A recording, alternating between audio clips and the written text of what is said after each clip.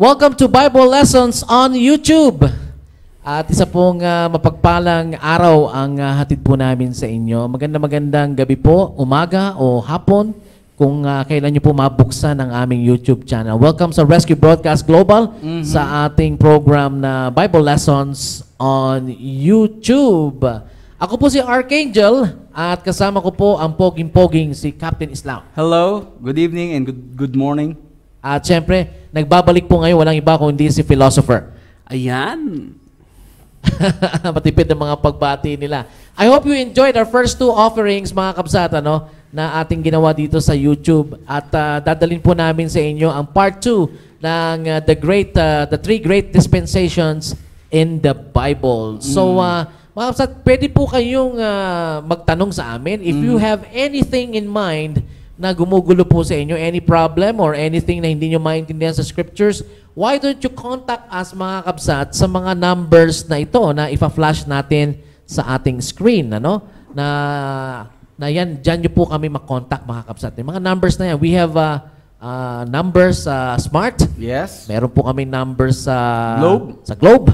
At syempre, meron po kaming numbers sa Talk and Text. Talk and Text. Ayan,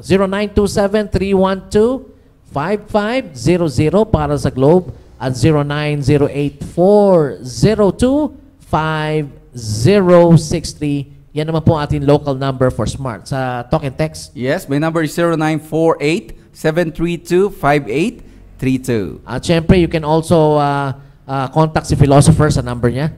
Ang number ko naman po ay 0949-953-8234. Alright, if you violently object sa mga lessons natin, we are open for that, mga kabsat. Sabi po ng Bible, magpaliwanagan tayo. Oo. Sabi niyang gano'n eh. So Mahalaga yan. Let's explain para po maintindihan natin yung scripture, mga kapatid. So use those numbers, and those numbers would be handy if you visit our website sa rescuebroadcast.weebly.com. And dyan po where you can contact us. Again, that's rescuebroadcast.weebly.com. And you can listen to our daily podcast from sign in to sign off dyan po sa Rescue Broadcast Global. Oo, yan po ang aming pangalan ng ministry namin.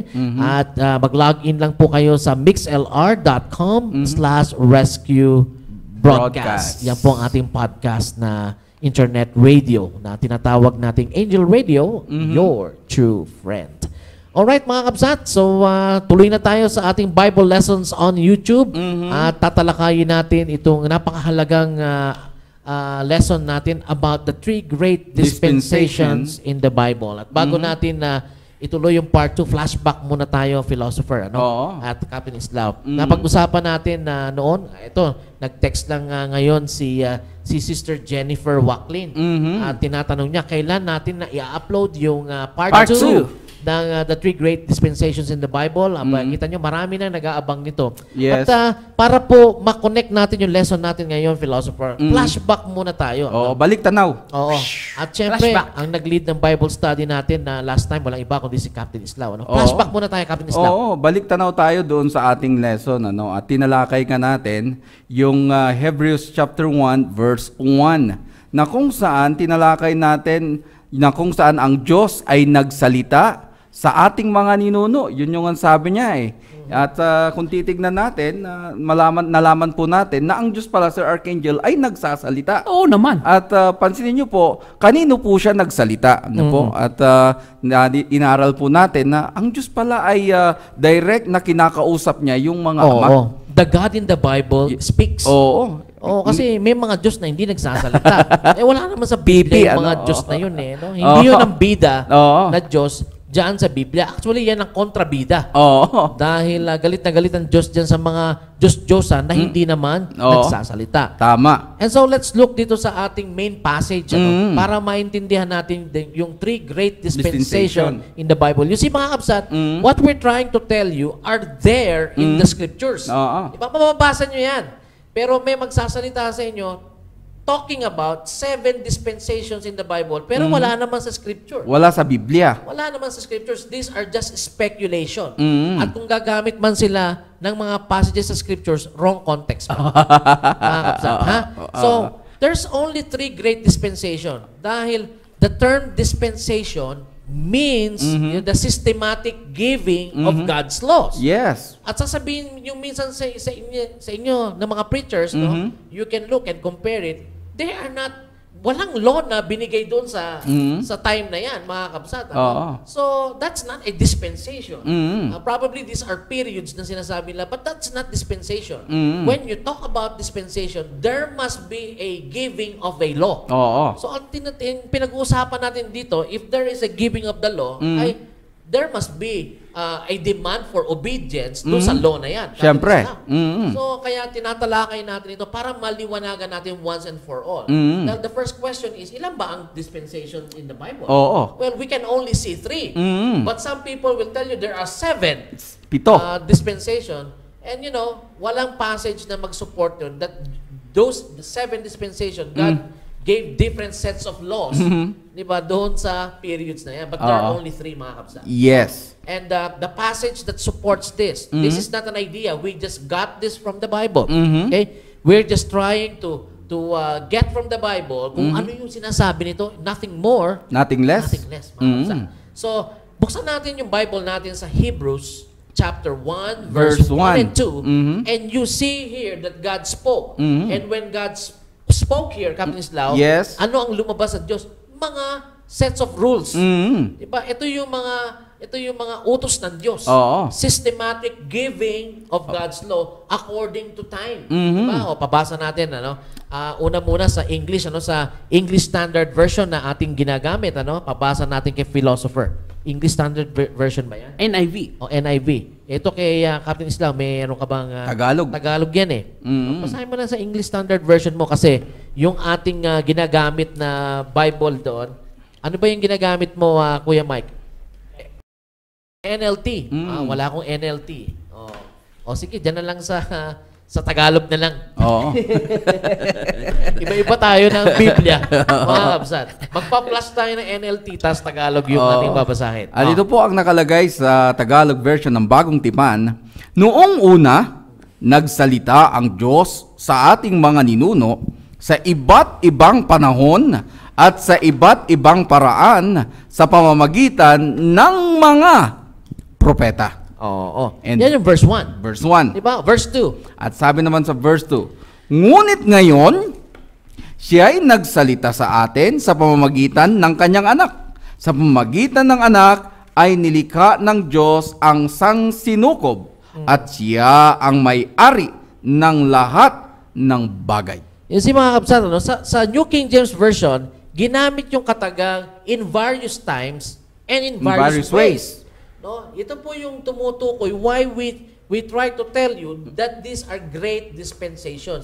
Doon sa pagkakagamit ng Hebrew writer ng in various times, may panahon, and in various ways. Iba-iba yung pamamaraan ng Diyos in which His laws were given.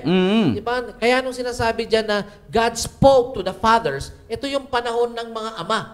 Diba? Ano yung inutos ng Diyos doon sa mga ama para sila ay maging... anong tawag dito? Mapabanal sila sa harapan ng ating Panginoon. So, may utos ang Diyos para sa mga ama. So, various times and various ways. At meron namang utos ang Diyos na ito ay tinanggap ng mga propeta. Diba? So, meron panahon ng ama na tinawag natin, Captain Islao, Patriarchal Age. Patriarchal Age. At may panahon ng mga propeta. Na tinatawag natin itong Mosaical Age or Jewish Age. And in these periods, mga kapsan, in these times, God gave His laws na differently. Different laws from different times. Yes. At kung ang question natin dito, later on, ano yung mag-a-apply sa atin dito? Kasi nabuhay tayo sa iba't ibang mga kapanahunan. Hindi naman natin panahon yung lumang tipan. Kaya nga, may mga taong nabuhay doon sa kapanahunan na yan and God gave His laws during those times. Mga kapsat, yan po yung ating nais dalhin po sa inyo. So, ngayon mga kapsat, makita nyo that there are 3 dispensations in the Bible. Yung una na tinalakay natin, yung panahon ng mga ama. Ito ay tinatawag na patriarchal age. Coming from the root word patriarch, which means fathers.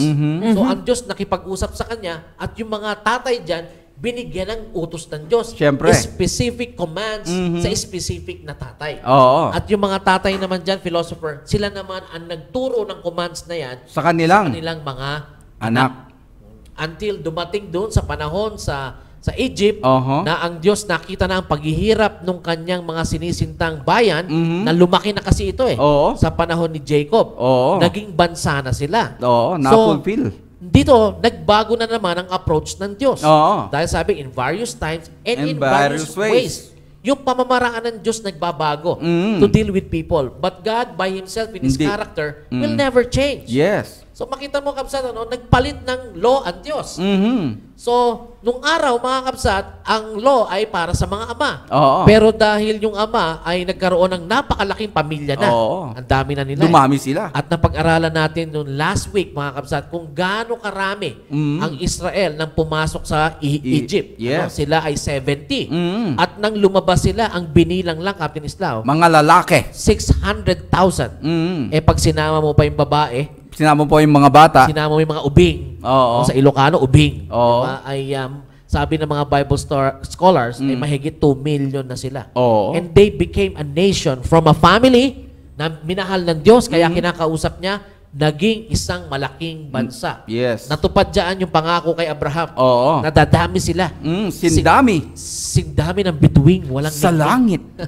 Sindami. Oo. Sindami ng sand. Oo. Sa gilid ng dagat. Sa gilid ng dagat. Natupad yan. Dumami na sila. Na-fulfill. And God, yung approach ng Diyos, nagbago na yan. Hindi na sa mga ama nanggagaling yung utos ng Diyos. Oo. Kung hindi sa pamamagitan ng propeta. Oo. Siya yung mediator kasi. At ang unang propeta, Oo. diyan sa tinatawag nating Mosaical period, ipinangalan sa kanya. Oo. Walang iba kung hindi si Moises. Kita mo, Mosaical At kay Moises pinadaan ang batas ng Diyos para sa bansang Israel. Makita nyo mga kapsat, the laws of God for the nation of Israel is during this period of time Yes. na tinatawag nating Mosaical Cycle period. age. Oo, Mosaical age. Mhm. And every time a prophet dies, mga kapsat, pinapalitan ng gusto at pinatutupad pa rin pilit itong covenant na ito Oo. na tinatawag nating Old Covenant. O yung tinatawag na Old Old Testament. Laws natin. So makita mo, no? If we are talking about dispensation, ibig sabihin nun, ang Diyos nagdi-demand ng obedience sa mga taong nananampalataya sa Kanya. Kaya nga merong tinatawag na dispensation. Diba? Anong dinispense? Batas. Oo. So meron na tayong dispensation sa mga fathers. Diba? Specific yung mga batas na yan. Yes. Diba? Katulad nung kay Noah, gumawa ka ng daong na hindi pwedeng mag-apply sa'yo yan. Oo. Oo, specific din yung kay Abraham na iwanan niya yung Ur. Oo. Pumunta siya doon sa lupang pangako. Yung God has a specific command sa mga fathers ng panahon. Kasi maliit pa lang naman Oo. Pamilya. Humayo kayo at magpakarami. Marami. Diba? So sa panahon ng Israel, hindi na pwede magpakarami. Marami na. Marami na. Diba? Oo. So nakita nyo mga kabsat, so there is a law given sa bansang Israel sa panahon nila. Yes. At tinawag yan na Mosaical period. At yung laws dyan sa fathers, mga kabsat, ay mahirapan ng mag-apply Oo. dyan sa Mosaical period sapagkat yung Mosaical period are written laws. Yes. Sa fathers, verbal pa lang Oo. Verbal, di ba? Harap-harapang kuman. Kaya Nasasabihin ng directly Diyos. kinakausap. Mm. Di ba? Pero dito sa Mosaical, God Himself wrote the commands. Oo, sunulat. Sinulat ng kanyang... Tapos binasbasan ng dugo. Oo. And there is yung tinatawag na ratification. Oo. Ito ay pinagtibay. Pinagtibay. Oo, sa pamagitan ng dugo ng hayop. Hayop. Oo. Sa Hebrews chapter 9. 9. Hebrews chapter 9, verse 18. Oo, and 19. 19, makikita nyo po yan mga kapsat. So, yan po yung napag-usapan natin nung nakaraang presentation namin dito sa Bible Lessons on YouTube. Yes. We already talk about two great Dispensation. dispensation. Ito yung tinatawag na patriarchal and then yung pinaka susunod dito, yung Mosaical age. Wherein the laws of God was featured here. Yes. Nagkaroon ng tabernacle, nagkaroon ng Levitical system, at lahat po ng gawain nila umiikot diyan sa templo kung saan pinatutupad nila ang batas ng Diyos na tinatawag nating Old Testament laws. No, hindi lang po 10 yan. Hindi 10. Sabi po ng Bible scholars ay umaabot pa yan up to 619 Yes. laws all in all. Mm. Kasi may mga subsequent laws na binigay ng Diyos because of the Levitical priesthood. Mga kapsat. Okay? So, basahin niyo po yung Book of Deuteronomy, tsaka yung Book of Exodus, Leviticus. Leviticus. Makikita niyo yan. Meron pong yung Leviticus, kausap dyan yung mga pari. Oo.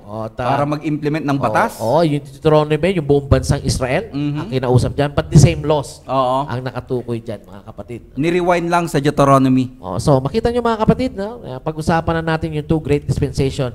At ngayon, dadako tayo sa pinakamahalaga. Pinaka-importante. Oo, sapagkat yung Old Testament pala, ang sabi ng Hebrew writer sa Hebrews 10:1, is just Shadow. a shadow of good things to But come the reality. is in Christ. Ayan. Kaya we'd like to emphasize once again, mga kapsat, babasahin natin uli Oo. yung Hebrews chapter 1, verse 1 and 2. And I'd like to read this. Sabi, God, at binabasa ko po ito, mga kapsat, sa New King James Version.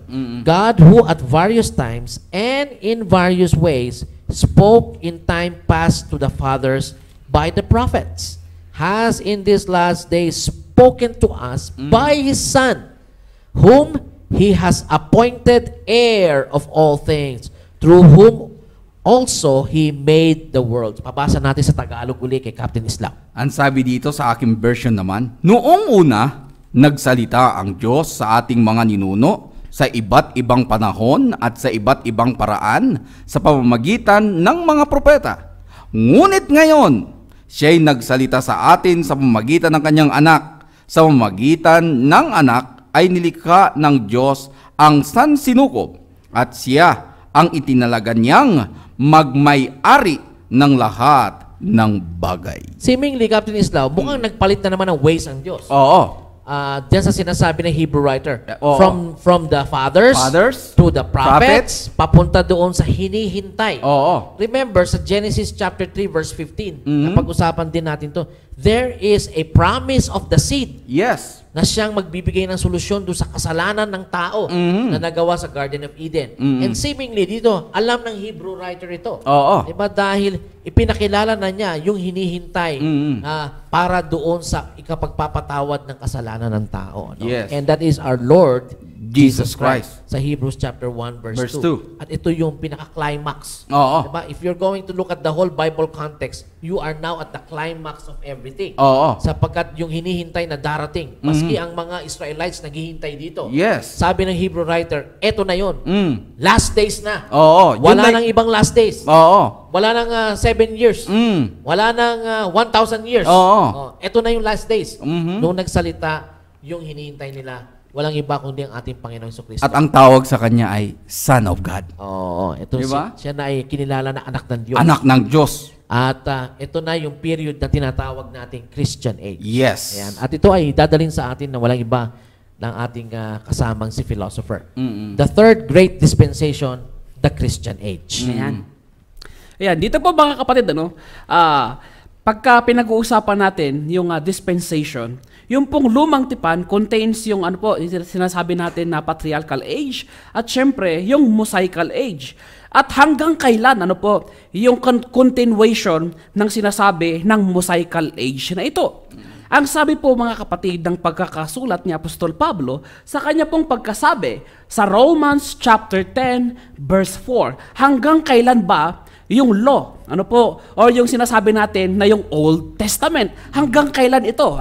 Itong timeline na ito? Sapagkat pag nag-draw ka ng line, kailangan hati-hatiin mo yan. Merong Mosaical law, at merong Christian age. At ito pong Christian age, mga kapatid, yung root word po nito, kaya tinawag na Christian age, ang pangalan po dito, mga kapatid, na ginamit ay yung pangalan ng ating Panginoong Hesukristo. Kaya nga tinawag na Christian coming from the word Christ. Sapagkat ang nasusunod po dito, mga kapatid, ay walang iba kung hindi ang ating Panginoong Hesukristo. At ang sabi niya, Romans chapter 10 verse 4, Christ is the end. of the law. Ano po ba yung law na tinutukoy ni Apostol Pablo dito? Pertaining doon po sa tinatawag natin na Old Testament, pertaining po doon sa Mosaical Age. Ano po ba yung meron doon sa Mosaical Age? Yung Mosaical Law. Ano po ba yung Mosaical Law? Hindi ba, nare-remember nyo ba yung 10 Commandments na nakasulat sa bato? Ayun po yung tinatawag, mga kapatid, ano po, na yung law na kung saan pagdating ng ating Panginoong Hesukristo, nung siya ay namatay, siya ay ipinako sa krus, siya ay namatay, inilibing at nabuhay namang muli, ang sabi po sa Colossians chapter 2, verse 14. Ano pong sabi doon? Pinako na ng ating Panginoong Hesukristo yung lumang tipan. Kaya ano pong nangyari? Ang tawag po dito sa age na ito, hanggang sa muling pagbabalik ng ating Panginoong Hesukristo, ang tawag po dito ay Christian age. Kaya nga po yung start ng Christian age ay yung death, burial, and resurrection ng ating Panginoong Hesukristo. Kailan naman yung end ng Christian age? Yung end po ng Christian age ay sa muling pagbabalik ng ating Panginoong Hesukristo, sapagkat pag bumalik ng ating Panginoon, tapos na lahat. Oo. So, kailan naman yung pag-end ng Mosaical Law? Ang sabi po doon, pagdating ng Christian age. At ganoon din doon sa sa mga nauna, yung patriarchal age. Kailan nag-end yan? Nung dumating si Moses at in-establish niya yung 10 Commandments. Kaya nagkaroon ng Mosaical Law. At dito po, during ng Mosaical Law, mga Prophet kapatid, to prophet yan, philosopher, from Moses going to John the Baptist. He was the last prophet doon sa Mosaical age. Luke 16, verse 16. Ipa-flash po namin sa screen nyo para makita nyo. So, from prophet to prophet. Napapalitan. At hindi nyo na po may tatanong, kapatid. Yung Book of Hebrews is a comparison between the Old Covenant and the New Covenant. Pag sinabi po natin na covenant, ito yung pakikipagtipan ng Diyos sa tao. Ano po ang ibig sabihin ng covenant? Ito po yung pakikipagtipan niya, pakikipagrelasyon niya sa tao. Ano po, doon sa Old Testament, kapatid, ang relasyon po ng Diyos at doon sa bansang Israel, ang mayroon lang relasyon sa Diyos ay yung bansang Israel lang. Pag ikaw, kapatid, ay hindi kasama sa bansang Israel, tanungin mo, kasama ka ba doon? Hindi. Pero dito po, mga kapatid, ang sabi po ng ating Panginoong Hesukristo sa Great Commission, Matthew chapter 28, verse 18 hanggang doon sa verse 20. Go in all the world. In all the world, in all nation. Ang sabi po doon, kasama na tayo, mga kapatid, na hindi kabilang sa bansang Israel. Kaya nga po, napakaganda ng Book of Hebrews. Ito po ay kino-compare niya yung lumang tipan at saka yung bagong tipan. At ang tanong po dito, yung sinasagot natin dito sa dispensation na ito, anong panahon ang applicable sa atin ngayon? Opo. Kung ikaw po, mga kapatid, ay nabuhay sa Mosaical age, ang pamamaraan ng pag-worship mo sa Diyos ay kinakailangan mag-alay ka ng hayop. Pero sa Christian age, mga kapatid, ang example ng Hebrew writer sa Hebrews chapter 10, verse 10, hindi mo na kinakailangang mag-alay sapagkat ang sabi po doon, si Kristo na ang namatay at nag-alay. Inalay niya ang kanyang sarili para sa ating lahat. Once and for all. At ang inaalay natin ngayon, mga kapatid, we offer our living sacrifice. Romans chapter 10, chapter 12, verse 1 and 2. Ang sabi po doon, ang ating katawan. During po the Old Testament, sino ang inaalay? Hayop. Walang kinalaman sa kasalanan mo, kawawang hayop, pinapatay para sa kasalanan mo. Natatakpan lang, pero pagdating sa bagong tipan, sa Christian age, sino ang namatay para sa kasalanan mo? Walang iba kung hindi ang ating Panginoong Hesukristo. Naaalis ang kasalanan. So makita po natin, dito po sa Christian age, mga kapatid, ang nasusunod po, balikan natin yung Matthew chapter 28 verse 18. Ang nasusunod po dito ay walang iba kung hindi ang ating Panginoong Hesukristo. Ang sabi po sa Hebrews chapter 1 verse 2, ang huling tagapagsalita. Huling sugo, kapatid. Kung ang sabi ay huling tagapagsalita, meron pa bang susunod doon sa huli? Wala na. Wala na, huli na nga. Last, mga kapatid. Bakit sa panahon natin ngayon, meron pa rin nagsasalita at sila daw po yung huling sugo. Makapal ang mukha kasi.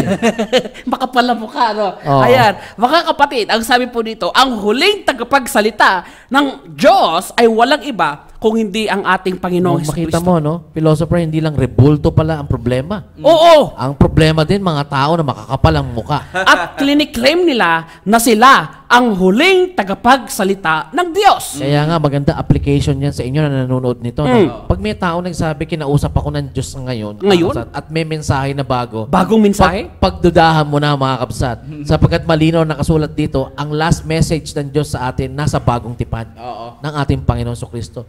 Sinabi nga ni Apostle John, huwag ka na magdadagdag, Huwag ka na. magbabawas. Sabi ni Paul, do not go beyond what is written. Bakit? Ito na yung huli. Yan ang pinapahayag po ng tinatawag na last dispensation natin, yung Christian age. Wala na dapat na idadagdag yan. Oo.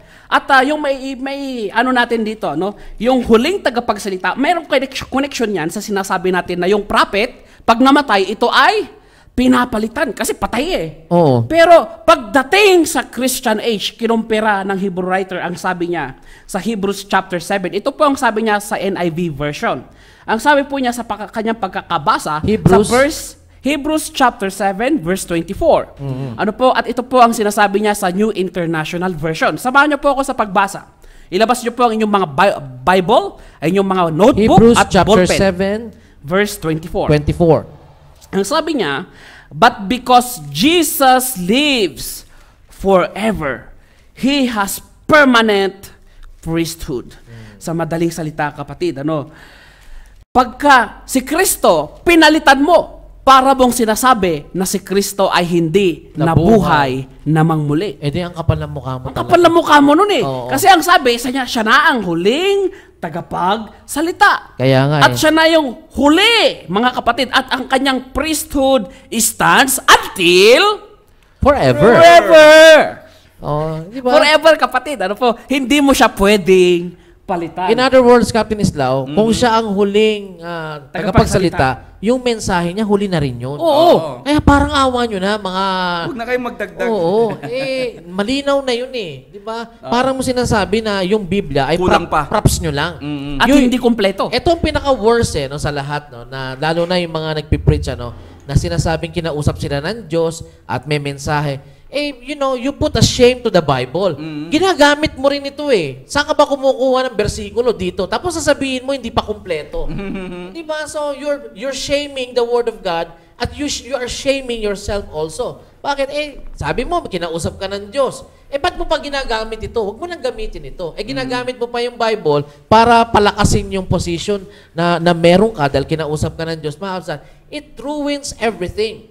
Diba? Pag itingin na lang natin yung pananampalataya natin doon sa last messenger, which is Jesus Christ. Diba? Ano ba yung sinabi ng mga apostol? Diba? Galing din kay Kristo yun eh. Diba? Pero yung sinasabi ng mga preachers ngayon, ng mga last messenger, hindi na si Kristo eh. Inaangkin na nila. So mga kabsat, ito dapat na lagay natin sa kaisipan natin. Jesus is the last messenger and He has the last message of God. At hinihintay na lang natin yung kanyang muling pagbabalik. Yes. And we will be examined by those message niya sa atin. John chapter 12 verse 40. Diyan tayo hukuman ng Diyos. Kaya doon sa mga tao nagmamagaling, gagaling magsalita nito, Captain Islao eh. At meron silang mga huling mensahe. Parang awa nyo na. Huling salita din. Di ba? You are actually going beyond what Jesus has already said. Once and for all na yan eh. Di ba? Sabi nga ng Jude 3 di ba? Jude chapter 1 verse 3 na ipa-flash sa inyo ni Mike, huling mensahe na to. Hindi na pwedeng palitan ito, mga kapatid. Once and for all. Para kang nagbigay ng examination tapos bandang huli. Pagkatapos mong sabihin doon sa mga estudyante mo, mag-review ka, pinalitan mo yung examinasyon. Di ba? Basahin po natin Jude verse 3 at ito po ay babasahin ko sa New King James Version and it's going to be flashed sa screen nyo diyan sa NLT version. Ang sabi po sa Jude verse 3, talagang bago pa yung Bible ko ayaw magpakita. Ito po ang nakasulat. Sabing ganon, Beloved, while I was very diligent to write to you concerning our common salvation, I found it necessary to write to you, exhorting you to contend earnestly for the faith which was once, isang beses lang, for all what? Delivered to the saints. Diba?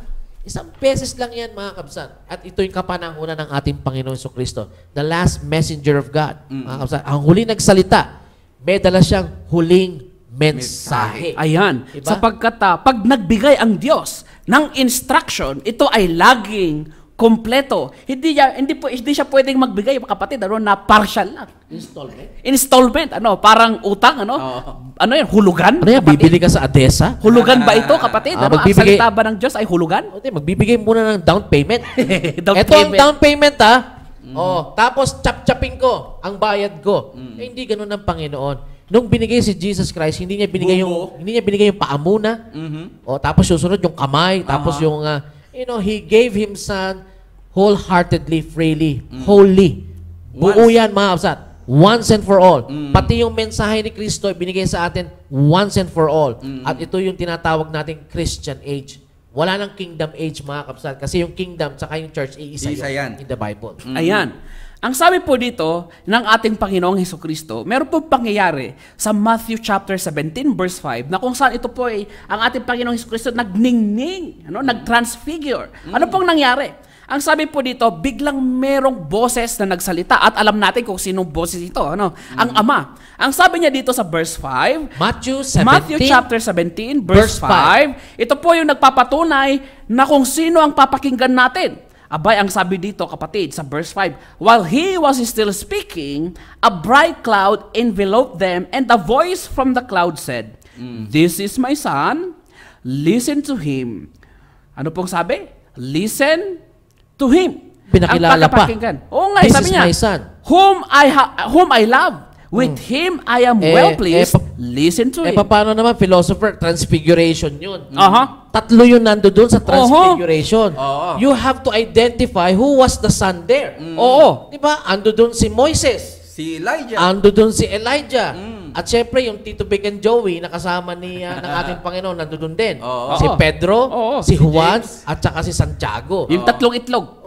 Ito yung tutulog ng tulog lagi. Diba? Napagod sa kakakit sa bundok. Pero nung nagkaroon ng transfiguration, nakita nila.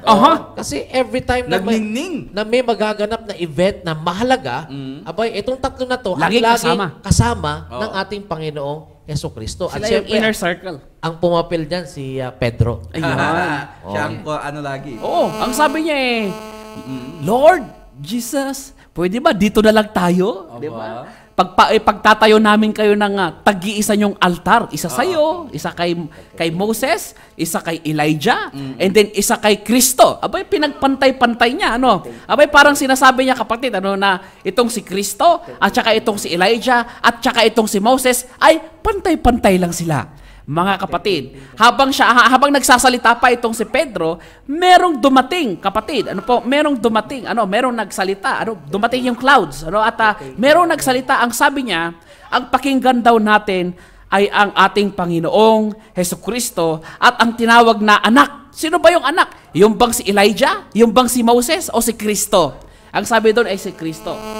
Yung pong si Ito pong si Elijah, mga kapatid, siya po yung isa sa pinakabatikang propeta nung araw.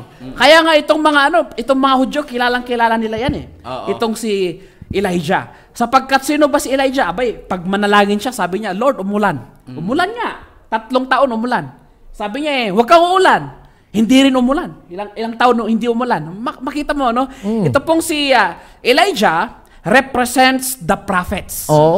Ito naman po si Moses, isang batikang propeta. Hindi lang basta propeta to. Batikan. Kaya nga kinalaban niya yung mga propeta ni Baal. And there was a promise actually in the Old Testament na magre-reappear si Elijah. Sa Malakay chapter 4. At walang tinutukoy ito kundi si John the Baptist. Ayan, dito naman po, yun naman pong si Moses nagpakita rin. Si Moses represents the law. Sapagkat kay Moses ibinigay yung 10 Commandments at saka yung mga iba pang subsequent commandments. All in all, 613. Probably. Lahat, yung mga commandments na ibinigay. Iba-iba sabi nila 619, 618, ngayon 630. Pero alam natin, marami yung laws na yan. Ayan. At dito po, mga kapatid, ito pong commands na ito, si Moses represents the law, si Elijah represents the prophet. Ano pong sabi ng Diyos? Ano po? Huwag mo nang papakinggan yung the law at saka yung the prophet sapagkat ang papakinggan mo na ay ang ating Panginoong Hesukristo. At dito po mga kapatid, ang nangangahulugan na ang huling tagapagsalita, siya na po ang huling authority pagdating sa pananampalataya, walang iba kung hindi ang ating Panginoong Hesukristo. Kumbaga, philosopher, pagka ang pinapakinggan natin, mga ka-angels po namin, mga kapatid, kung si Jesus Christ pala ang papakinggan natin, nalulugod ang Diyos sa atin. Yes. Kasi yun ang sabi niya eh.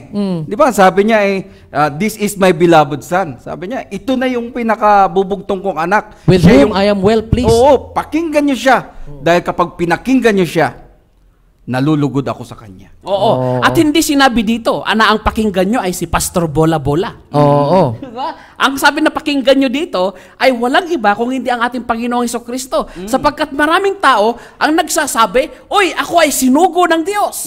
At ako ang huling sugo.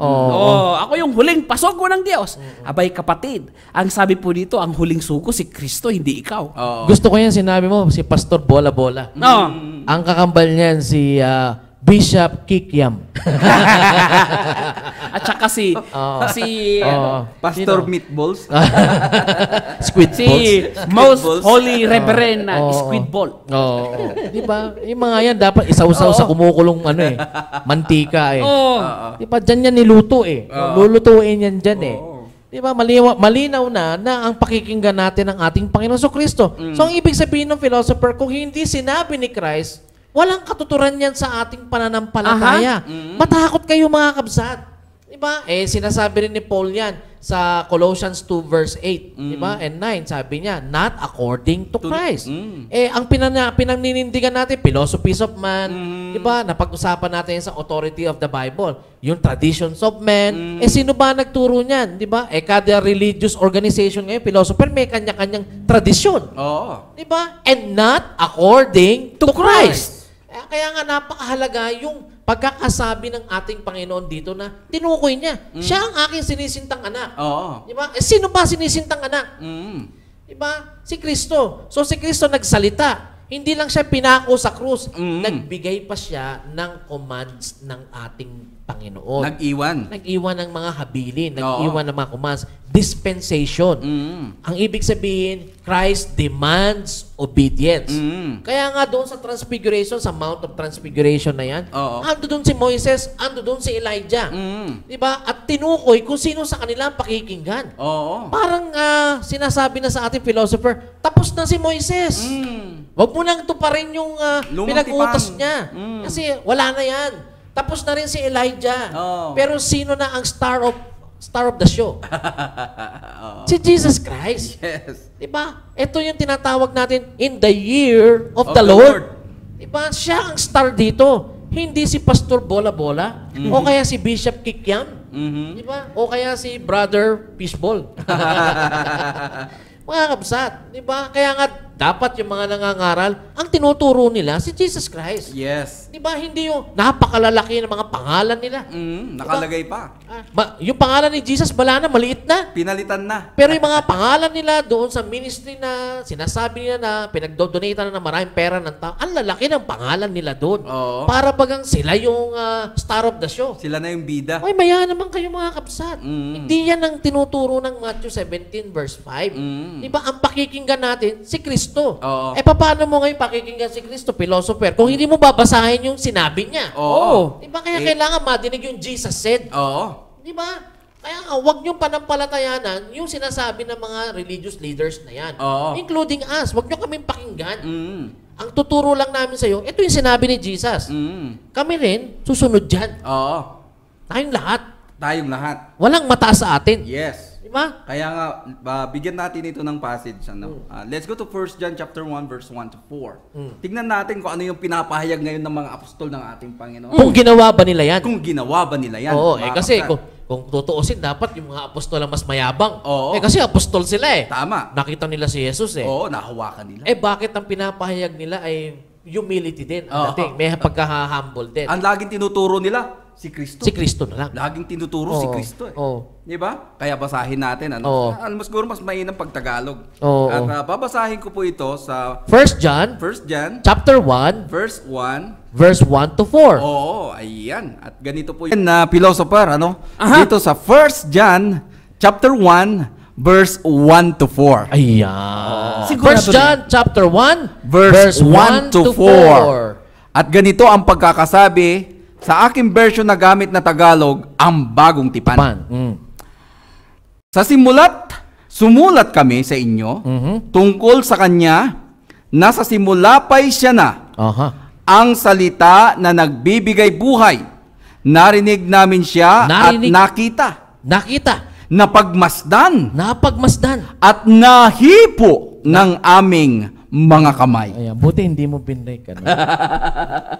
Ayan sabi nila nahipo ng kanilang mga kamay. Oo. Verse 2. Ba't kaya nahipo ang ginamit?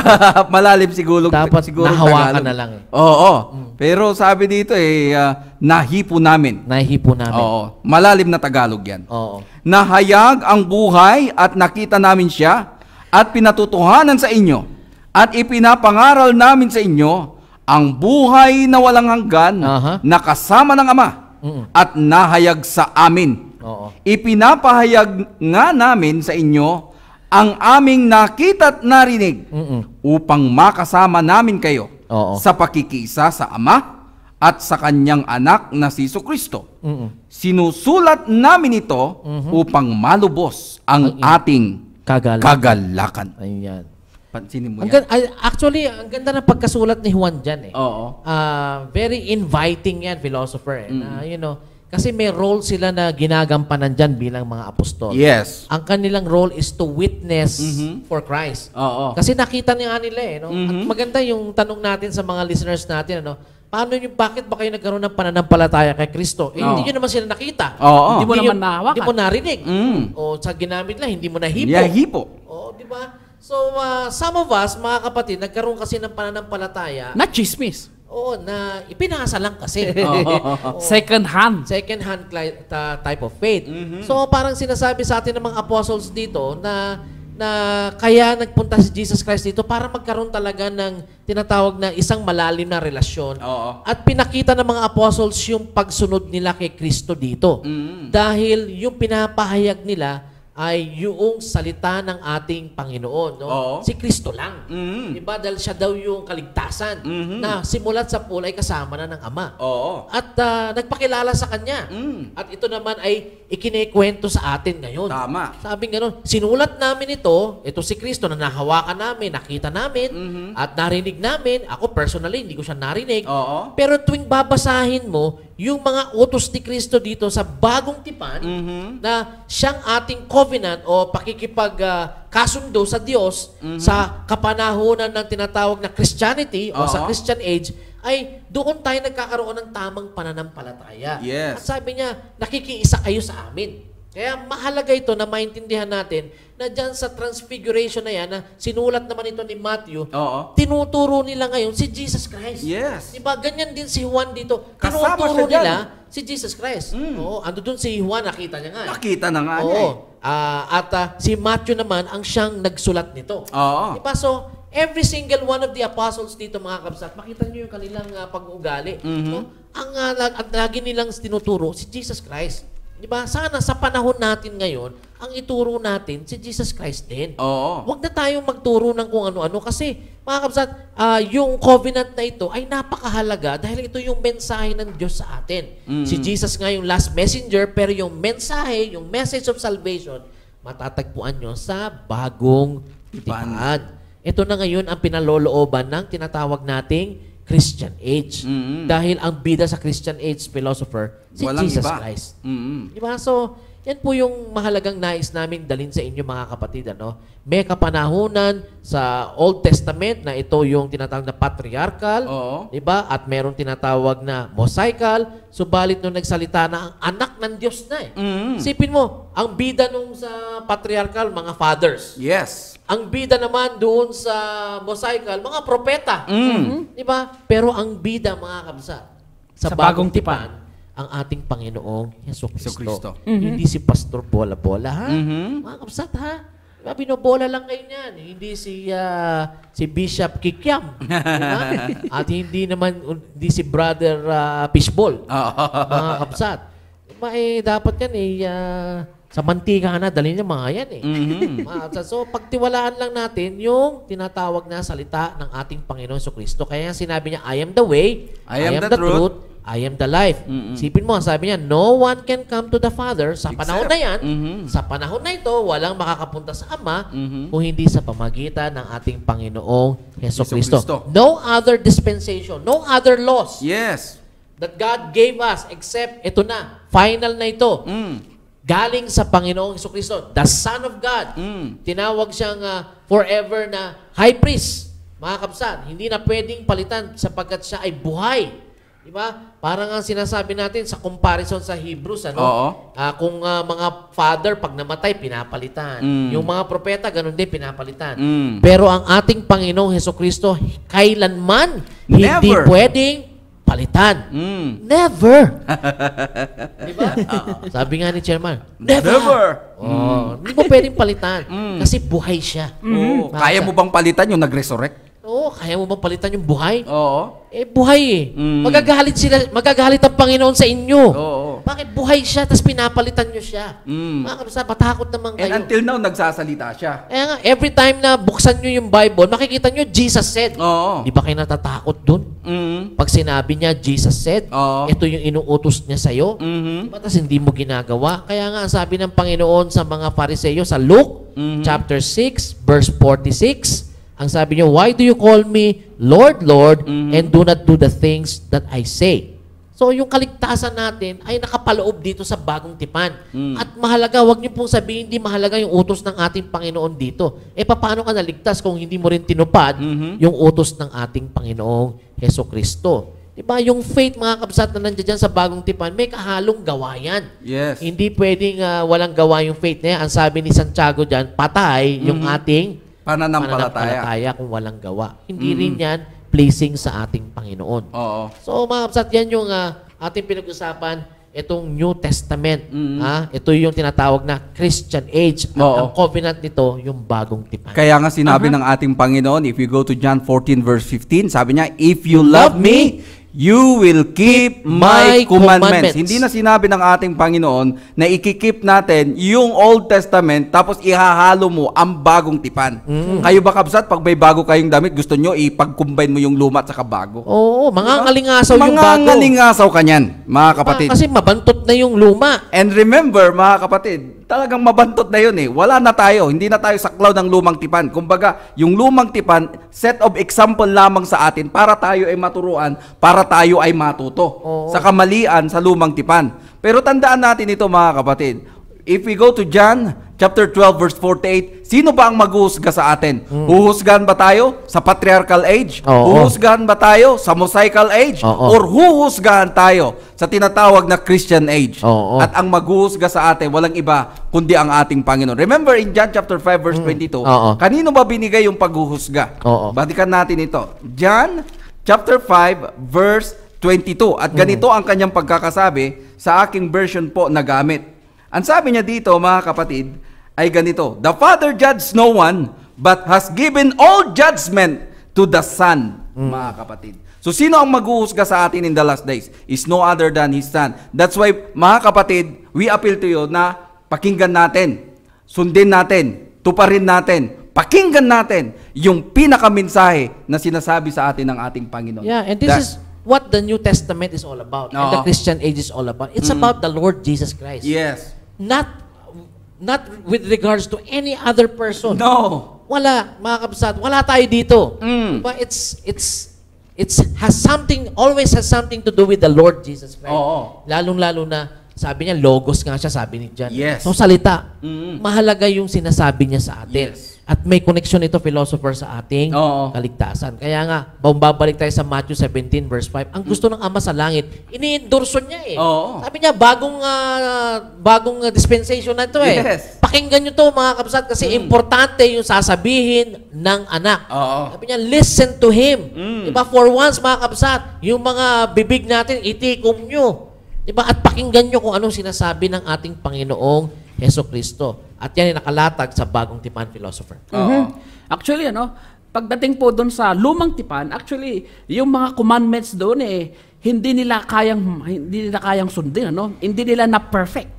Kaya nga po, ang sabi po ng ating Panginoong Hesukristo, ito na ay perfectin niya, ito na ay kanyang tatapusin para nang sa ganon ma-establish yung bagong tipan. Oo. Sapagkat ang sabi ng ating Panginoong Hesukristo sa Matthew chapter 5, verse 17 hanggang doon sa verse 19, ang sabi niya mga kapatid ay ganito, sa Matthew chapter 5, verse 17 hanggang dito sa verse 19. At ito po ang kanyang sinasabi sa New International Version. Do not think that I have come to abolish the law or the prophets. I have not come to abolish them, but to fulfill them. I'll tell you the truth. Until heaven and earth disappears, nor the smallest letter, nor the least stroke of the pen will by any means disappear from the law until everything is accomplished. Anyone who breaks one of the least of these commandments and teach others to do the same will be called the least in the kingdom of heaven, but whoever practices and teaches these commands will be called great in the kingdom of heaven. Sa madaling salita, mga kapatid, ang ating Panginoong Hesukristo ay dumating dito sa lupa para nang sa ganon matapos niya yung lumang tipan, sapagkat yung Old Testament ay prophesy yung kanyang muling yung kanyang kapanganakan. Kaya ang sabi doon sa Romans chapter 10 verse 4, that Christ is the end of the law. Paano po, mga kapatid, tinapos ng ating Panginoong Hesukristo yung law? Sa pamamagitan po ng kanyang pagpapapako sa krus. Sapagkat nung siya po ay namatay, inilibing, at nabuhay namang muli sa kanya pong crucifixion. Ano pong sabi doon? Sa kanyang pagkakasulat sa Colossians chapter 2, verse 14. Ang sabi po dito, kapatid, yung mga kautusan, at saka yung mga commandments, at saka yung mga traditions, at saka yung mga pahirap sa atin, ang sabi po ni Apostol Pablo, ang sabi dito ay ipinako na ng ating Panginoong Hesus sa kanyang cross. Sa madaling salita, hindi mo nasusundin yung lumang tipan sapagkat meron ng bagong tipan.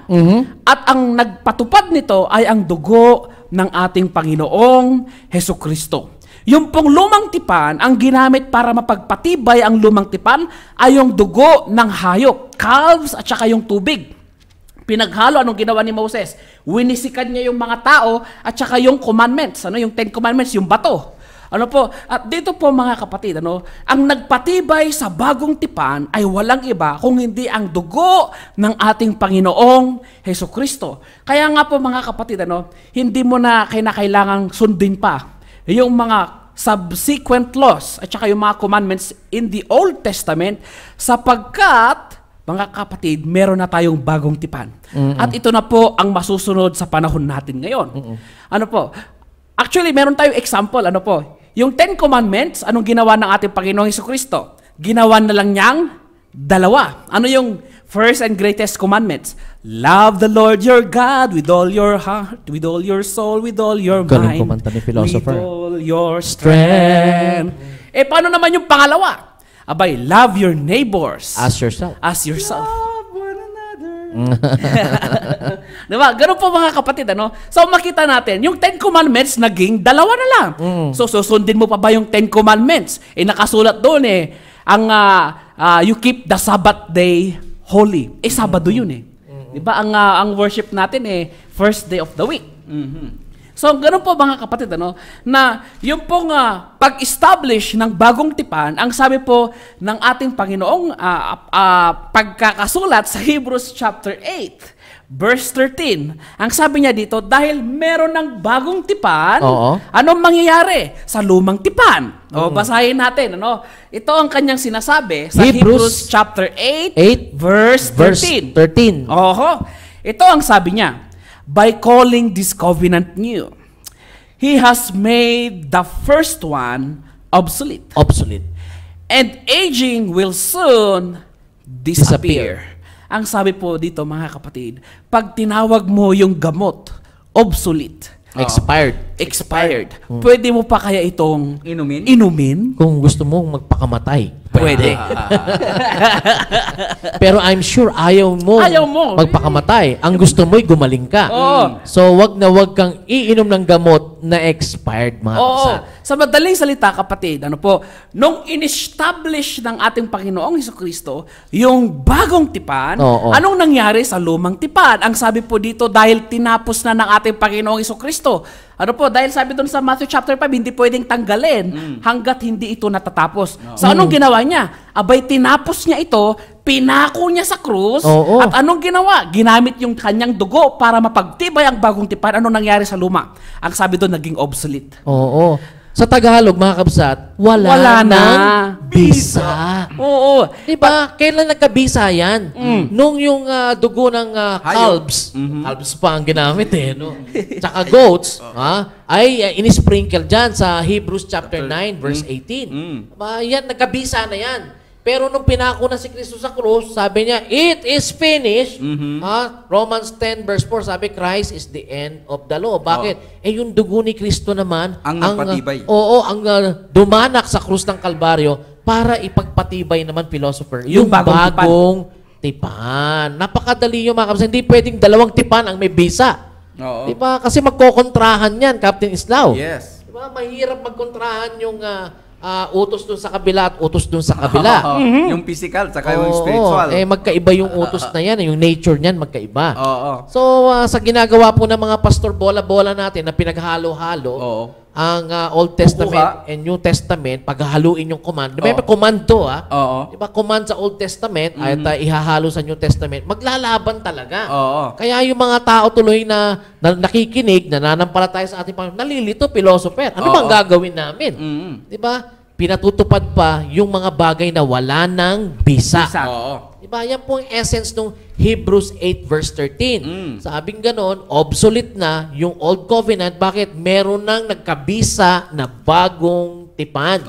Hindi pwedeng simultaneous yun. At the same time, philosopher, may bisa yung dalawa.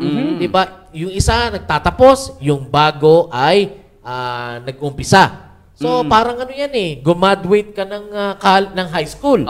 Diba? Tapos ka na sa high school. Saan ka na ngayon? College sa college ka na. Hindi pwedeng, nasa college ka na, nag-high school ka pa at the same time. Iba ang algebra sa high school. Iba ang algebra sa college. Mga kabsat. Diba? Pero may pinanggalingan yung algebra sa college saan? Sa high school. So, dadalin mo ngayon yung prinsipyo na tinuturo sa'yo ng algebra sa high school, papunta sa college. Siyempre. Hindi pwedeng nasa college ka na, bumabalik ka pa sa high school. Ganyan din po yung bagong tipan, tsaka yung lumang tipan. Diba? Tinapos na ni Kristo yung lumang tipan dahil walang nakasunod dun Diba? Kaya nga, ipinangako niya yan sa mga Pharisee. Diba? I did not come here para to destroy the law. But to fulfill. But to fulfill. You have to read between the context. Mga kabsat. Ang sabi ng Panginoon, gusto kong tapusin yung law na yan, pero kinakailangan, i-fulfill ko muna yan. Para makita nyo na pwede palang magawa yung Old Testament kasi walang makagawa sa inyo. Sabi niya, so ako ang gagawa. Pero pag nagawa ko na yan, mga kapatid, mananatili ba yan? Tapos na. Alam naman ng Panginoon na hindi nyo kayang gawin yan. Gagawa siya ngayon ng bagong tipan na alam niyang kaya nating gawin. At hindi mahirap Sundin. Actually, yung pong bagong tipan, doon pa lang sa Old Testament, prinopisay na ito na mangyayari at darating. Ang sabi po ng Hebrew writer sa kanyang pagkakasulat, sa Hebrews chapter 8, verse 7, hanggang doon po sa verse 11. Quoted to Jeremiah. Galing sa Jeremiah ito. At sinasabi ng Hebrews na ito na yung fulfillment nung doon sa Jeremiah. 31. Basahin natin. Ito po ang sabi niya sa Hebrews. Hebrews chapter 8, verse 7 hanggang doon sa verse 11. Bakit ba kinakailangan na magkaroon ng bagong tipan kung meron namang lumang tipan? Di ba? Meron ng lumang tipan. Bakit kailangan pa ng New Testament? Ito po yung dahilan. Ang sabi po ni Jeremiah, at ito po yung fulfillment niya, kapatid. Ang sabi niya dito, but for if there had been nothing wrong with the first covenant, no place would have been sought for another. But God found fault with the people and said, sino pala ang nagkamali? Ang sabi dito, may kakulangan yung lumang tipan. Kaya anong sabi niya? At yung mga tao ay hindi nila ito kayang sundin. dapat sana yung lumang tipan ay sila yung yung lumang tipan sana ang magja-justify sa kanila para sila ay maging lumapit sa Diyos. Maging Kaya lang banal. po, maging banal. Kaya lang yung nangyari, imbis na sila ay maging banal, Oo. sila pa ay mas lalong naging Napasama. masama. Oo. Ayan po. Kaya anong sabi ng Diyos? Ang sabi niya dito sa verse 8, "For God found fault to the people and said, the time is coming, declares the Lord, Oo. when I will make a new covenant with the house of Israel and with the house of Judah.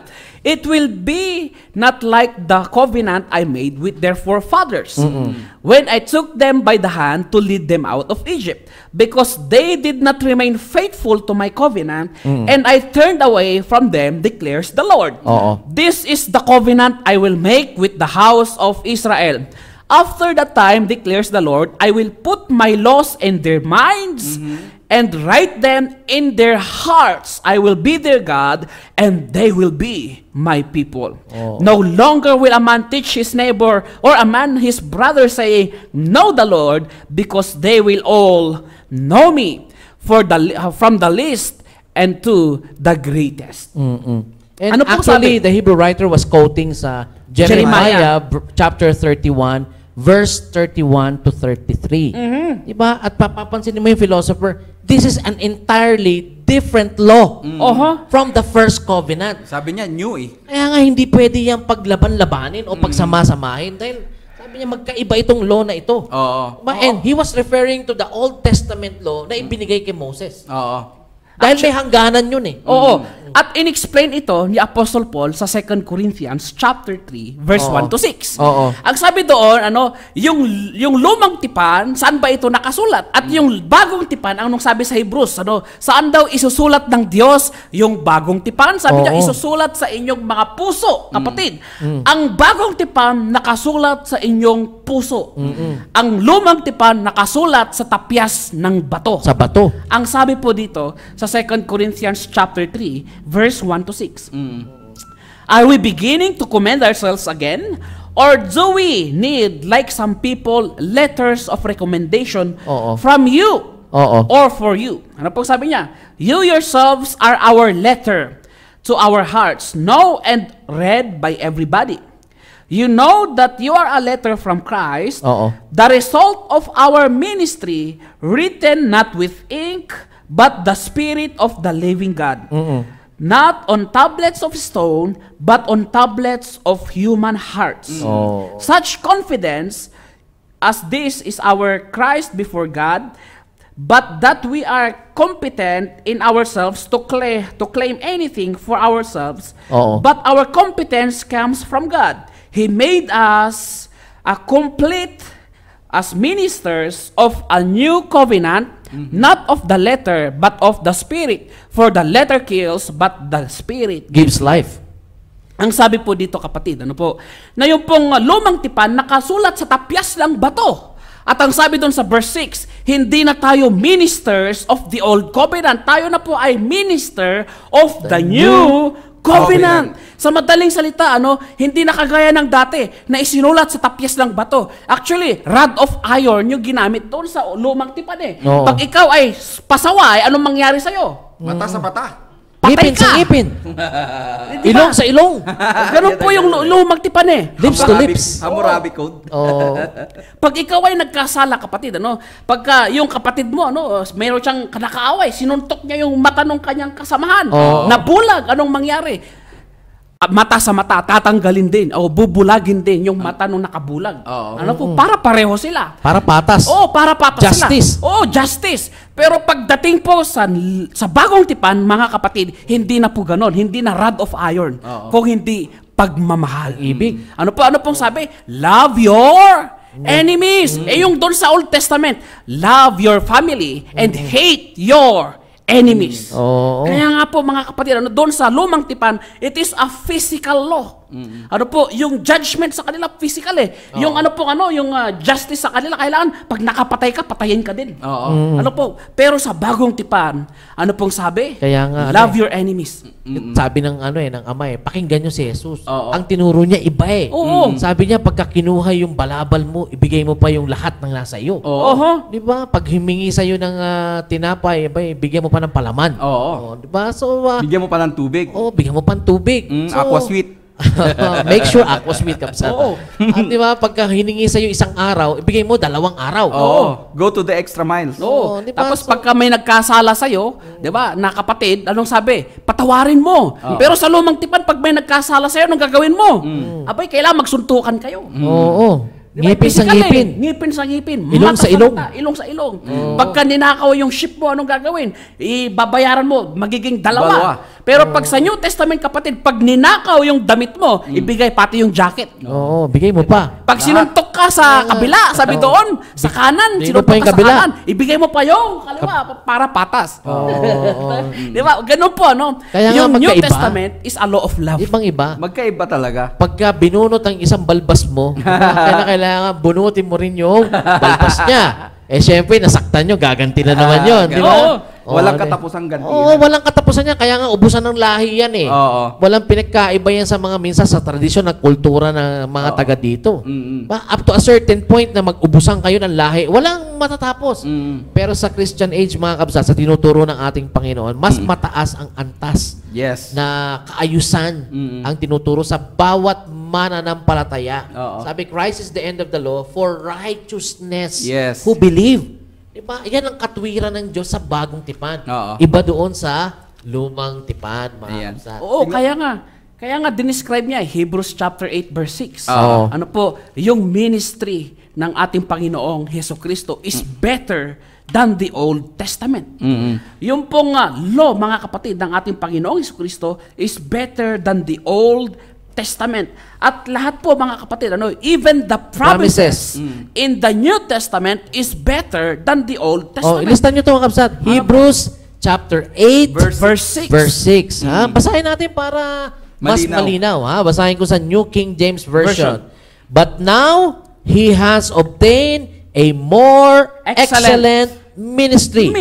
Inasmuch as He is also mediator of a better covenant, which was established on better promises. So, kumbaga sa good, better, best. Oo. Diba? May We are pinagkoperan. better. Oo. Diba sabi niya, yung Old Testament, good.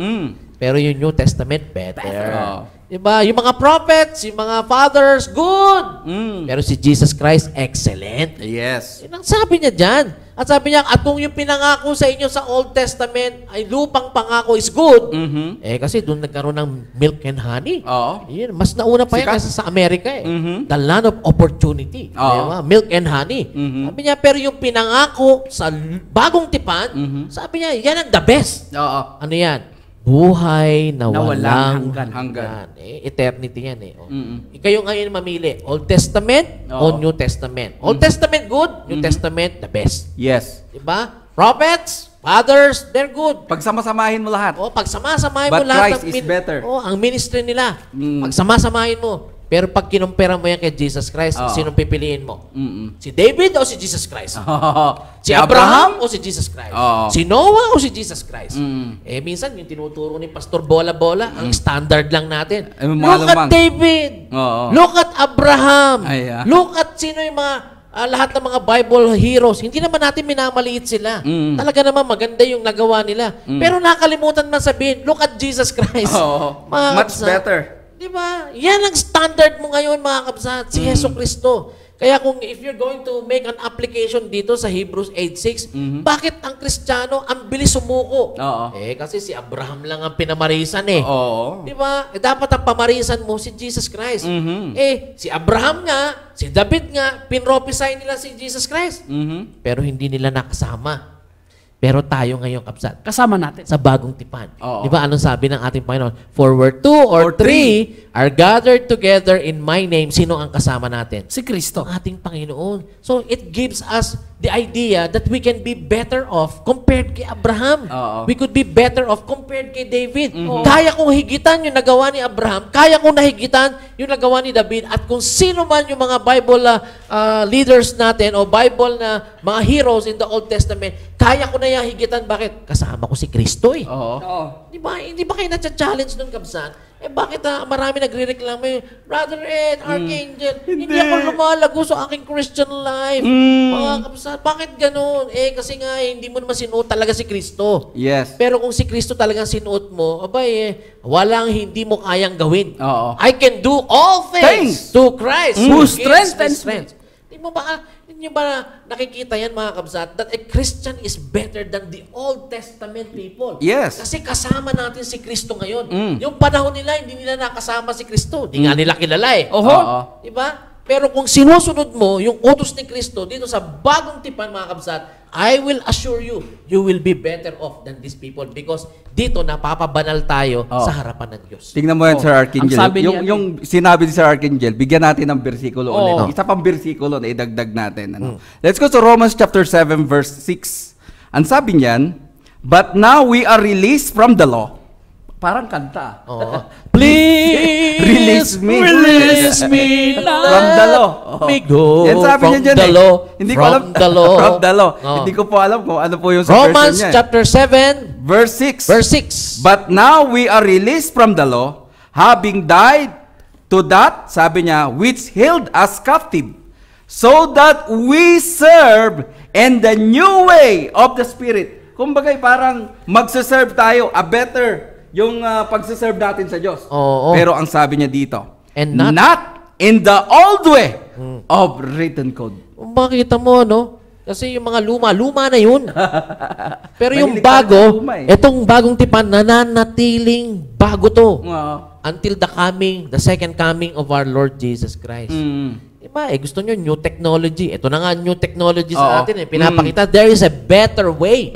Diba? Wherein we will be sanctified, justified. Yes. Kung susundin natin yung utos ng ating Panginoong Hesukristo. Hindi ba sinabi din yan sa favorite mong bersikulo? Oo. Ephesians chapter 2, Oo. verse 14, Oo. 15, Oo. and 16. Oo. Di ba? Sabi niya, parehas din yun eh. Oo. Di ba? Pagkakasabi niya dyan. Oo, tinanggal na yung division between the Gentile and the Jews.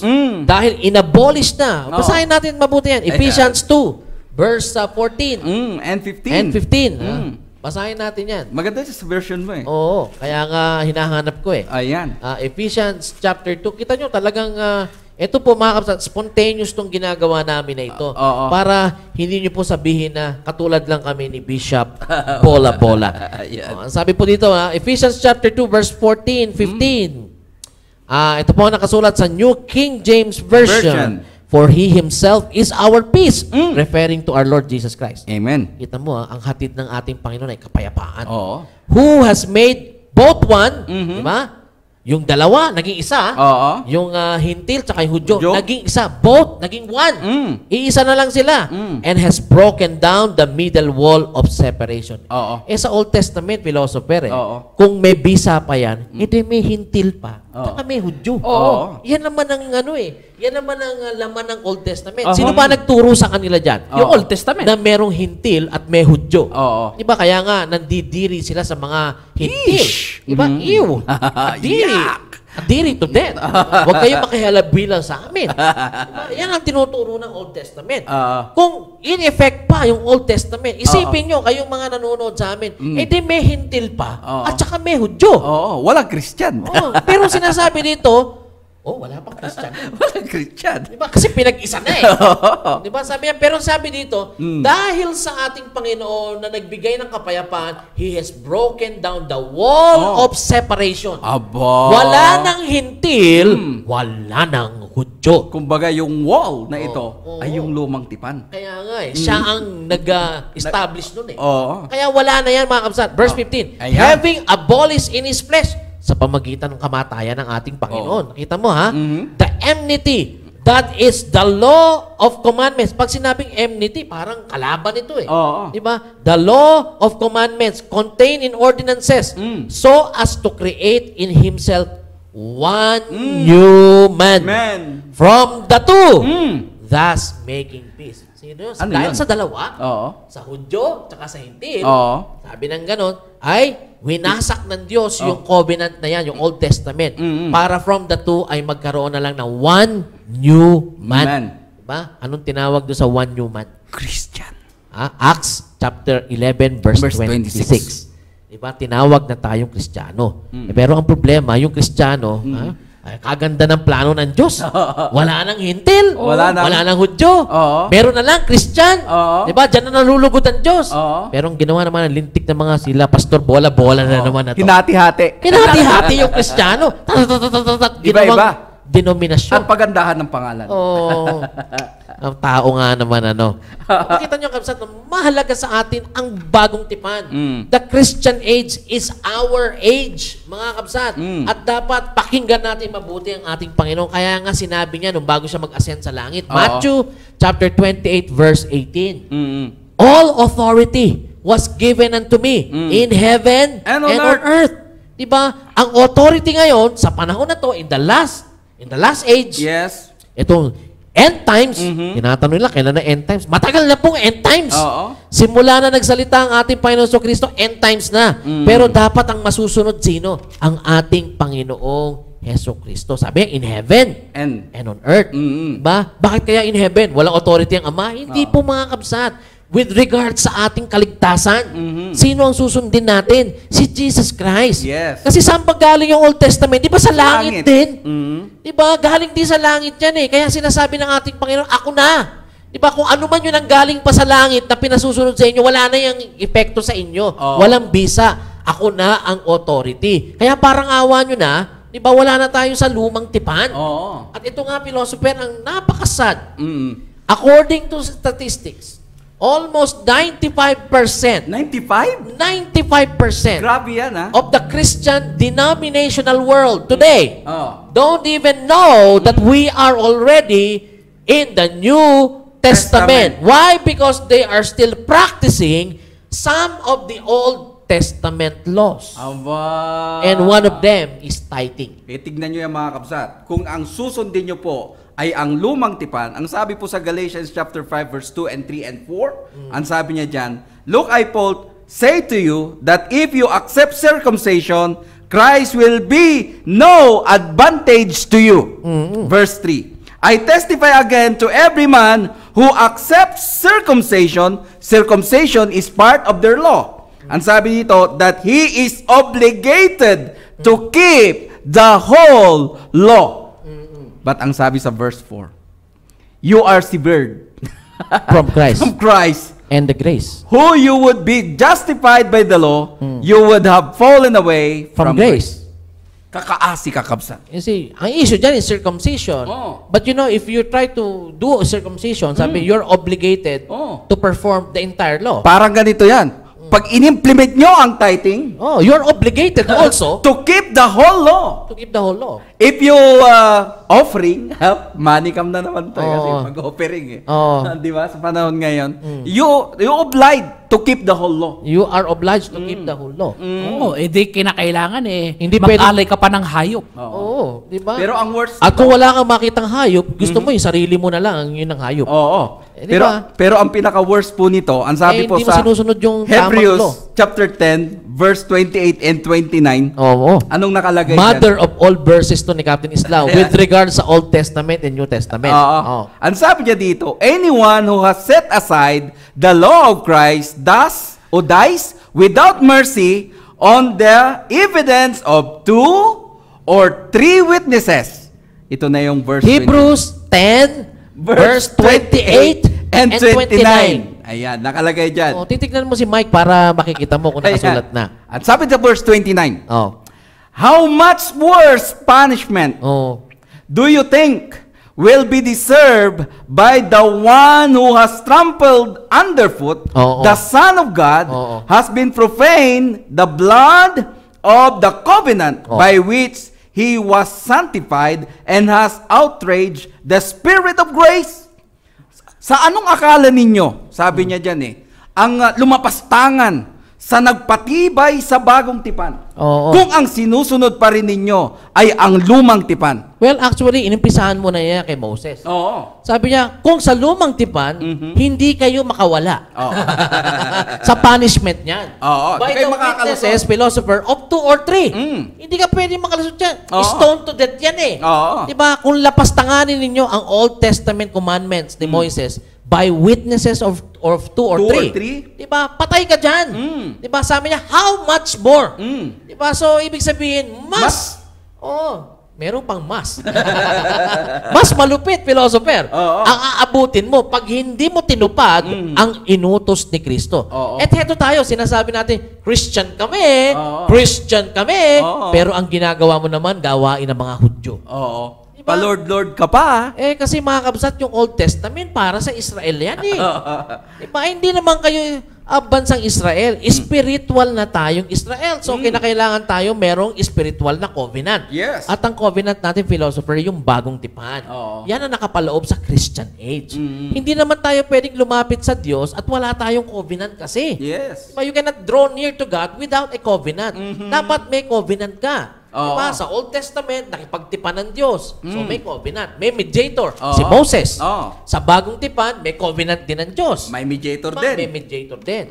At yan ang ating Panginoong Jesucristo. So, makita nyo, there's really a difference between the Old Testament and the New Testament. By studying the three great dispensations in the Bible, you can now appreciate how to understand itong tinatawag na dispensation na ito. Parang multiple choice tayo. Diba? Kung baga, philosopher, sa Philippine government, meron tayong tinatawag na constitution. Tatlong constitution. Tatlo na ang constitution natin, mga kapsat eh. Diba? Una, 1935 Constitution. Ito yung tinatawag na Commonwealth. Diba? Ang parusa dito, capital punishment, is garrote, philosopher. Lahat ng mapatunayan na murder, diba, ay papatawan ng garrote, that is capital punishment. After that, mga kabsat, Commonwealth Constitution yan eh. Dumating si Marcos, pinalitan niya yan eh. Ginawa itong tinatawag na 1972 Constitution o yung Martial Law Constitution. Ang capital punishment dyan, Captain Islao, itong tinatawag nating silya electrica. Anong gagawin dun sa mga pusakal? Kakalbuhin. Ha? Hindi ito Di ba mga kapsat Talagang shave yan dahil lalagyan ng helmet yan dito na mayroong kuryente. Kukuryentehin. At may specially designed na chair para sa iyo. Ang tawag doon ay electric chair. Kung ako mayroong wheelchair. Sila naman. Mayroong electric chair. Diyan uupo yung mga pusakal. Kaya yung mahilig sa mga chair, mga kapsat. Panahon ni Marcos, siya lang ang chair. Kasi kung agawan mo siya, may paupuin ka sa amin, meron kami chairman. Kaya nga yung mga chairman, mga chairman na yan, walang ganyan nung araw, mga kapsat. Uupo ka talaga sa silya electrica. At diyan ka papatayin hanggang malagutan ka ng hininga. Manginginig ka dyan. Kinukuryente ka niyan, kapsat.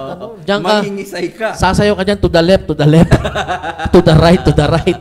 Mga kapatid, Papakainin ka ng masarap. Oo, di ba? Last meal mo na yun eh. At hahatid ka pa ni Father dyan. Babasbasang ka. Di ba? Yan, silya electrica. At pagka binaba nung taga-baba niyan, yung henchman niyan, ibig sabihin, yung kuryente, dadaloy na Pag niya. nag-blackout, maswerte ka. doon ka sasampalataya sa swerte. Sabagay, nung araw hindi pa, ganun pa kaganda. Marcos pa yan eh. Hindi pa uso blackout niya. Pero dito sa Baguio, mapalad ka kung dito ka gagarutihin. Silya electrica. Kasi mamaya, bigla magba-blackout eh. Walang kuryente. Walang kuryente, hindi gagana yung silya electrica. Pero nung dumating si Cory Aquino, 1987 yan, philosopher, na constitution, abay pinagaan nila ang capital punishment. In-introduce na dyan yung lethal injection. Diba? Lethal injection. Papatayin ka at pipikitin na lang yung mata mo. At patutulugin ka na lang. Mamaya, patay ka na. Sarap no. Ang tawag doon, killing me softly. Ganun ba? Tatlo yan, di ba? Alam niyo yan, tatlong constitution. Pagpalagay natin dito sa panahon natin ngayon, nang rape ka. Sabi, capital punishment. Pero ang sabi ng judge sa'yo, ang ibibigay sa yung parusa, 1935 Constitution. Gagarutihin ka. Di ba? Garutihin to. Di ba? Harap to kay Brother Arnold Mendoza at siyang gumarote dito. Sasakalin niya. Sasakalin hanggang mamatay. Ano kaya kung lagay na lang sa kilikili? Para mamatay, papayag ka ba, kapsat? Diba? Ganon din yun. Merong kanya-kanyang dispensation in the Bible. Nagkasala ka sa New Testament, sa New Testament ka harap. Nagkasala ka sa Old Testament, sa Old Testament ka harap. Nagkasala ka doon sa patriarchal, yan doon yung huhusga sa'yo. Yan po ang sabi ng Romans chapter 2 verse 12. Hindi po kami nagsabi nito, ha? Romans chapter 2 verse 12, basahin ko po sa New King James Version, para ma-appreciate po natin. We're trying to apply ito ng great dispensation in the Bible, Yes, mga Romans kapsat. chapter 2. Romans chapter 2 verse 12. Basahin ko po Ayan. sa New King James Version. Nakita na kaya ni Mike, Romans chapter 2 Ayan. verse Meron 12. Ang sabi, for as many as have sinned without law will also perish without law. Oo. And as many as have sinned in the law will be judged by the law. May kapanahunan May mga taong nabuhay sa kapanahunan ng law, and so they will be judged by that The law. law. But we are in the year of the Lord. Nabuhay tayo sa year of the Lord, so tayo husgahan sa Kanyang salita, mga kabsat. So, that is how we're going to apply itong ating tinatawag na three great dispensation in the Bible. Kaya mahalaga pong alam nyo to.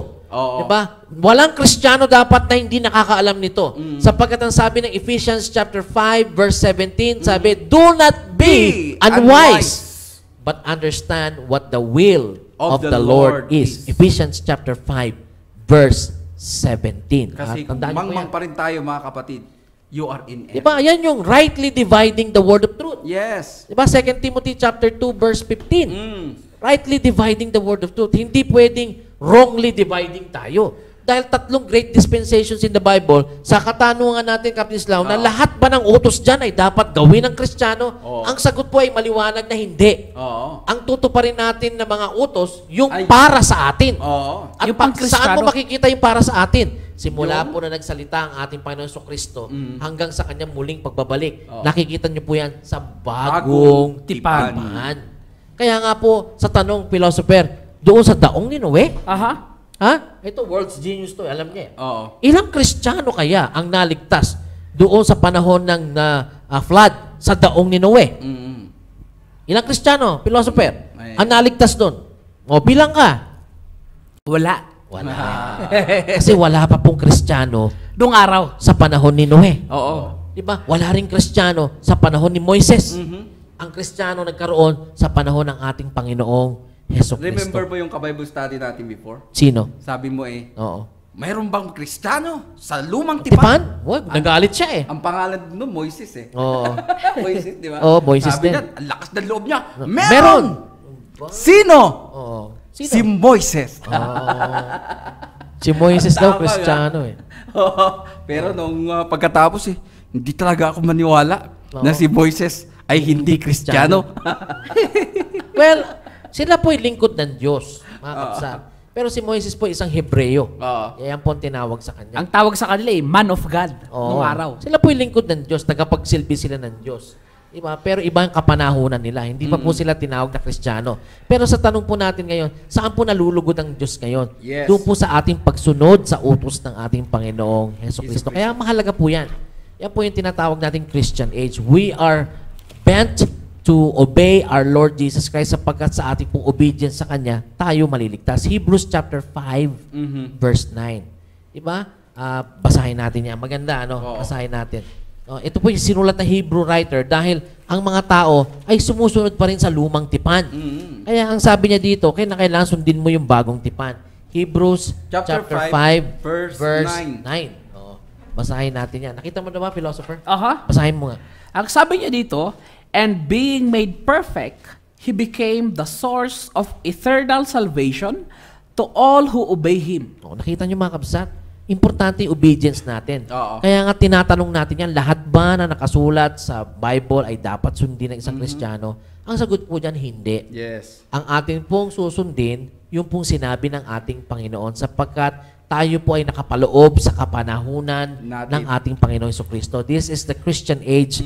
So tayo napapabanal doon sa utos ng ating Panginoong Jesucristo. And I'd like to read Hebrews 7 verse 18 and 19. Hebrews 7 18 verse and 18 and 19. Ang sabi po dito, for on the one hand, sabi niya ngayon, there is an annulling of the former commandment, referring to the Old Testament, sabi niya ganon, and because of its weaknesses and unprofitableness.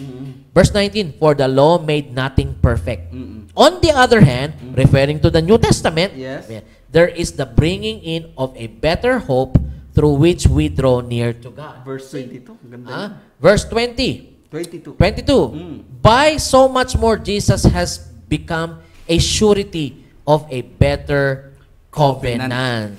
You see? Ayan. So, verse 23 hanggang 24. Basahin natin. Also, there were many priests because they were prevented by death from continuing. But he, because he continues forever, has an unchangeable priesthood. Hindi mo pwedeng palitan itong priesthood natin na sa ating Panginoong Heso Kristo. Also, another verse in Hebrews 7 verse 12. Sabi, for the priesthood being changed of necessity, there is also a change of the law. So, talagang babaguhin na yung law. Bakit? Nagpalit na tayo ng kaparian. Dati po ang priesthood in the order of Aaron. Levitical yan.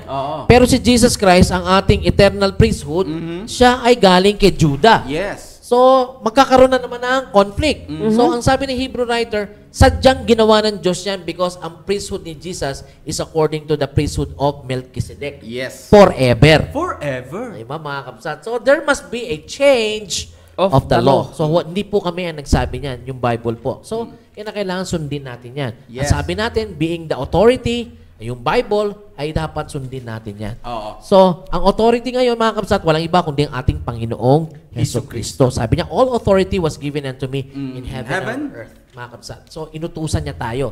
He gave commands at dapat pakinggan natin siya. Diba? Hindi pwedeng hindi natin alam yun. Kasi pag di mo alam yung commands ng Panginoon, hindi mo siya kilala. Yes. Because Jesus cannot be separated from His words. They are one and they're the same. Yes. Mga kapsat. So, yan ang ating Bible lessons on YouTube. At itutuloy natin ito next week sa application naman. Tingnan natin. Ano pa ang pwedeng mangyari, philosopher, pagka ginawa mo yung tithing? Simulan natin sa tithing to. Very interesting to eh. Diba? Kung ikaw, Kristiyano, nagtatites ka, ano pa ang implication nito sa atin? Pagka yung ginawa mo, pinaghalo mo yung Old Testament at saka yung New Testament. Abay, masarap po ang halo-halo, kapatid, dyan Lalo sa palengke. Pero pag ang gagawin mo yan sa Biblia, kapatid, ang sabi po dito, ang tawag po dyan ni Apostol Pablo ay perverted gospel. So, tingnan natin yan. Sa susunod po na aming episode ng aming lessons on YouTube, we will talk about applications of the New Testament and the Old Testament. Ano ba mangyayari, Captain Isla, pag pinaghalo mo yan, ha? Sa pagbabalik natin yan? Kasi mahabang discussion po ito, mga kapatid. But for now, I hope you have learned another lesson ngayon sa ating Bible lessons on YouTube. You continue to ask questions, kabsat. Kung may tanong po kayo sa aming pinag-usapan ngayon, papakita po namin uli ang aming mga contact numbers dito. You can call me or you can text me if you are here locally in the Philippines sa 0927-312-5500 sa aking Globe number. Sa mga smart naman, mga kapsat, na katulad ko, 0908-402-5063. Your number, Captain Ish? My number is 0948-732-5832. At ang number naman ni Philosopher? Ang number ko naman po ay 0949-953-8234. I hope to get a call from you or a text from you, mga kapsat, at whatever issues na meron kayo, sasagutin po natin dito sa Bible Lessons on YouTube. Dito lamang po sa Rescue Broadcast Global, mga kapsat. Continue to listen to our program on the internet sa mixlr.com/rescue broadcast. At abangan nyo po ang ating live streaming soon. Ayan, mga kapsat, magtatapos na naman po kami. And I hope that you have learned your lessons for today sa ating Bible lessons on YouTube. Hello sa iyo, Sister Jennifer Wacklin. At sa iyo, Sister Anaya. Sister, kung gusto nyo pong batiin namin kayo live dito sa YouTube, sabihin nyo na po yung mga names. Sister Karen, Sister Jo Velasquez, lahat po sa One Child Church of Christ. Magandang gabi po sa inyong lahat. At abangan ninyo Bye-bye, ang next Sister Belen. na video namin. Hello sa iyo, Sister Belen. Goodbye for now. Bye-bye. And we leave you with my parting words. Don't forget to smile. God loves you, and so do I. Buyers! Bye-bye! Bye-bye.